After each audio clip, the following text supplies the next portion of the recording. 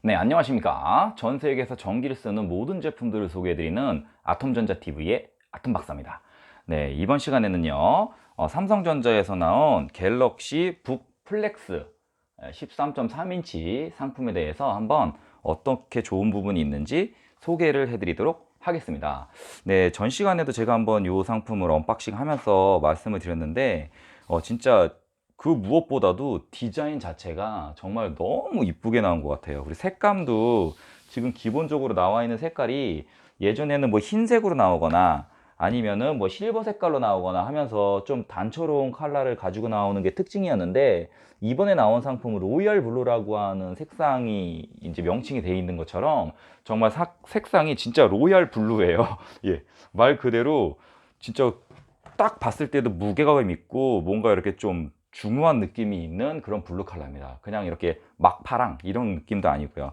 그리고 겉에가 지금 이게 질감이 보이실지 모르겠지만 어, 그 핸드폰으로 따지면은 약간 그 무광 필름 같이 앞에 이렇게 펄 느낌이 있어서 항상 손으로 이렇게 문질러 보면 펄이 들어가는 제품들은 서걱서걱 소리가 나잖아요. 이 부분도 정말 지문이 잘 안 남고 좀 고급스럽게 쓸 수 있는 그런 재질로 되어 있고, 무엇보다도 이런 마감되어 있는 끝부분이 실버로 해서 딱 메탈 고유의 컬러가 포인트로 들어가 있어서 정말 딱 봤을 때 그냥 와 이쁘다 라는 그 느낌이 절로 나게 되어 있습니다. 그리고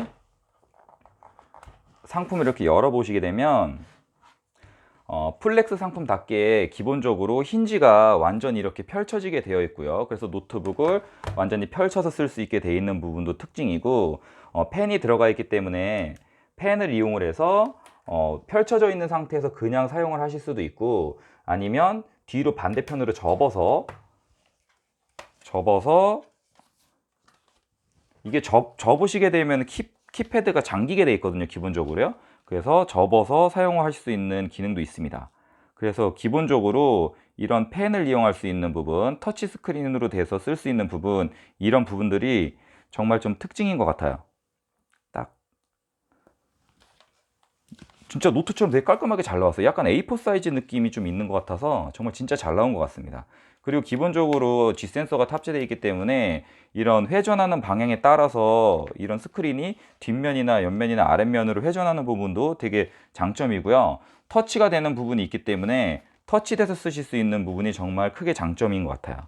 그래서 이 상품은 진짜 작은 상품들 제가 원래 그렇게 좋아하지 않거든요. 기본적으로 크기가 작은 상품들이 느낌적으로 자판도 좀 작은 느낌도 있고 폰트도 너무 작은 느낌이 있어서 제 개인적으로는 작은 상품을 그렇게 좋아하진 않는데, 이 북플렉스 상품은 정말 깔끔하고 이쁘게 잘 나오고 폰트도 또렷하게 잘 보여요. 그 부분이 QLED라 그러죠. QLED라고 얘기하는 삼성전자에서 나와 있는 QLED가 채용이 되어 있다 보니까 스크린 자체도 정말 깨끗하고 깔끔하게 되어 있고, 끝까지 베젤이 제로 베젤처럼 하나도 없이 느끼게끔, 실질적으로는 스크린이 여기서 끝나거든요.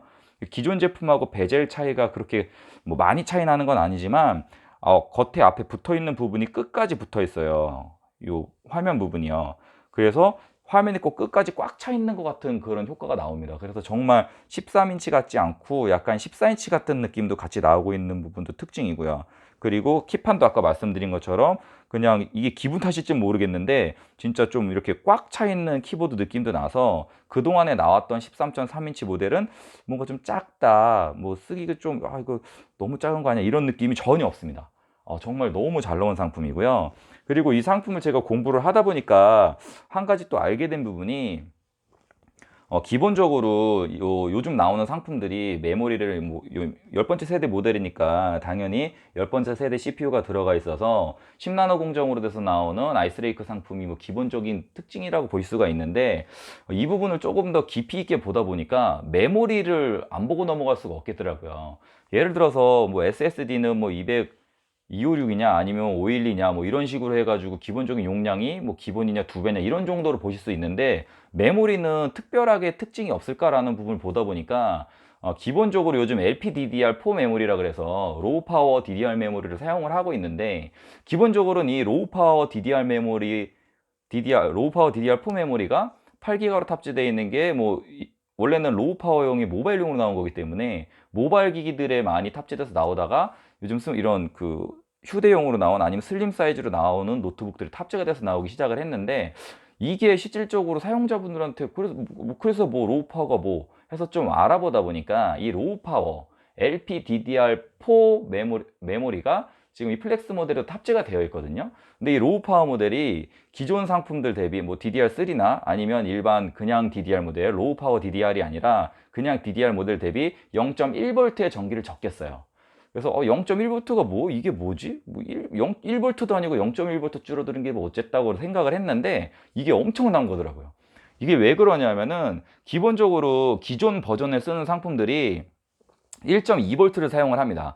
근데 1.2V를 사용을 하는데 안에 전송 속도, CPU에도 전송 속도가 있지만 메모리에도 전송 속도가 있거든요. 그 메모리의 전송 속도가 기본적으로 1.6기가로 동작이 되게 되어 있어요. 그러니까 1600MHz로 1600Mbps로 동작을 하게 되어 있는데 지금 요 0.1V의 볼트를 줄이면서도 3200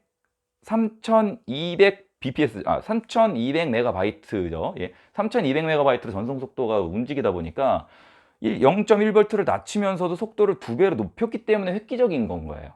왜냐하면 이제 휴대기기들은 그만큼 더 볼트를 좁게 쓸수록 배터리를 더 오래 사용할 수 있기 때문에 이런 배터리적인 부분에서 약 10% 정도의 이런 10% 정도의 효율을 더 높일 수 있는, 배터리 스태미나를 더 길게 갖고 갈 수 있는 그런 부분들이 특징이 있다는 거죠. 그래서 기본적으로 이 상품에서 특히 휴대하는 기기에서 왜 그러면 LPDDR4 메모리를 사용을 할까? 그 부분이 좀 궁금하잖아요. 그냥 DDR4 써도 되는데 어차피 똑같이 3200 BPM이면은 메가바이트 퍼 세컨드로 들어간다라고 보면 3200 기준으로 봤을 때는 DDR4를 쓰면 되는데 왜 굳이 LPDDR4를 쓸까라고 했더니 그 부분이 실질적으로 DDR4 메모리에 들어가는 기능 중에 LPDDR4 메모리에 들어가는 특수한 기능이 있었는데 그 기능이 뭐냐면 요즘은 10번째 세대 CPU가 나오면서 안에 그래픽카드가 상당히 보강이 됐죠. 그 그래픽카드가 보강이 된 부분에 맞게끔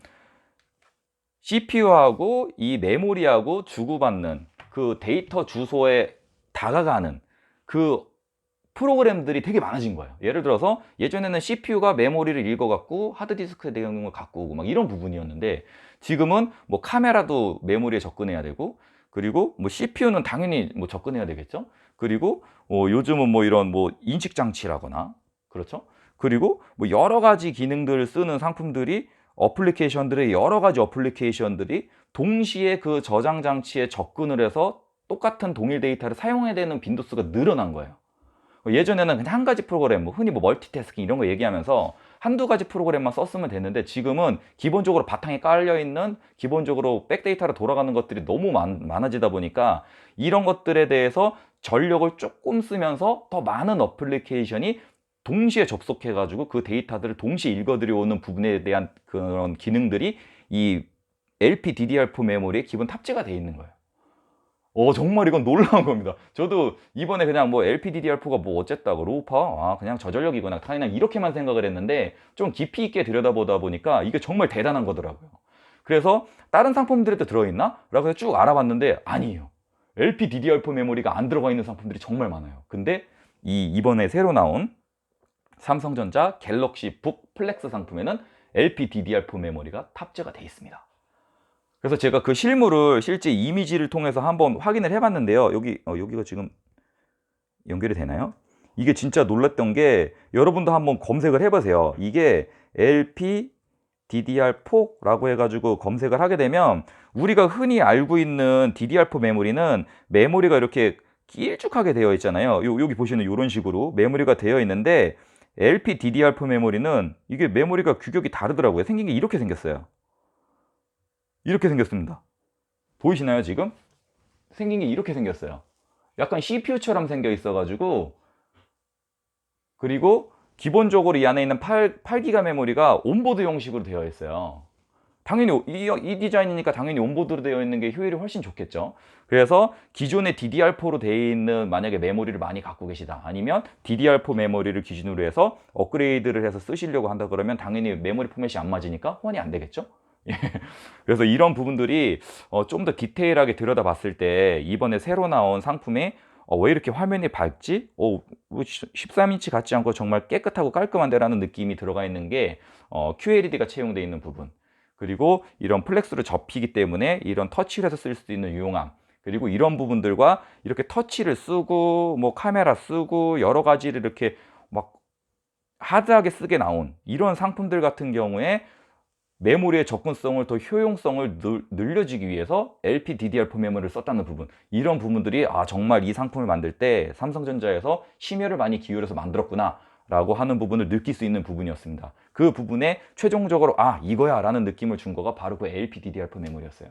그래서 이 부분은 만약에 이 상품에 대해서 좀 관심을 가지시는 분들은 다른 상품들하고 비교해 보실 때 다른 거는 메모리를 어떤 걸 썼지? 라는 부분도 한번 딱 이렇게 찝어갖고 문의를 해보시거나 알아보시면 그 다른 분들, 이걸 안내해 주시는 분들이 봤을 때 이분은 제품에 대해서 좀 아는구나 라는 부분을 아실 수가 있을 것 같고, 정말 전문가 같은 느낌을 받으실 수 있는 부분이 바로 LPDDR4 메모리를 쓰고 있냐 아니냐라는 부분으로 점검을 해보시면 될 것 같습니다.